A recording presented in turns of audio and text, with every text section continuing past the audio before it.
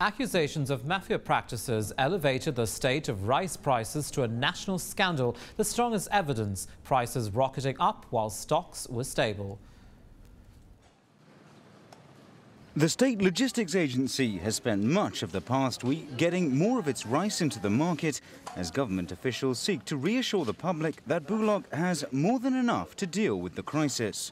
Millions depend on those supplies, which come through the government's Rice for Poor program. When price levels climbed up 30%, officials began searching for a shortage or a hold-up in the supply chain. They found none.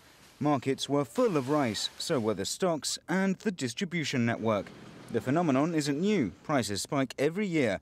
And when the harvest comes, so do imports, forcing the prices farmers sell at down.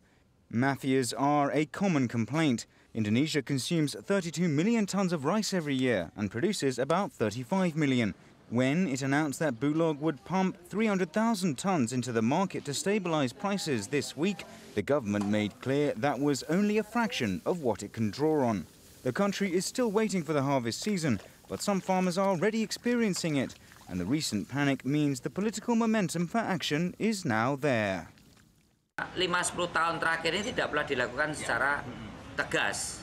Maka pemerintahan Jokowi Dodo Yusuf Kala berkomitmen untuk membasmi semua mafia. The Jokowi administration says it is determined to eradicate mafia practices. It's coordinating with the National Police and has vowed to conduct a full audit and arrest those responsible. Trade Minister Rahmat Gobel says the audit will cover all stages from decision-making through to distribution. Ini ada beras masuk nih.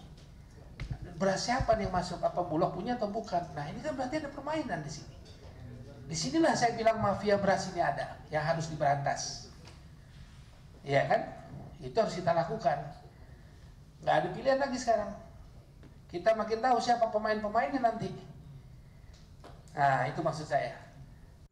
While artificially higher prices are not a new thing for rice in Indonesia, this year the eradication of what many view as a systemic problem has become a focus of the government, whose pledge to make Indonesia self-sufficient in food staples and reform institutions make rice mafias a perfect target to make an example of.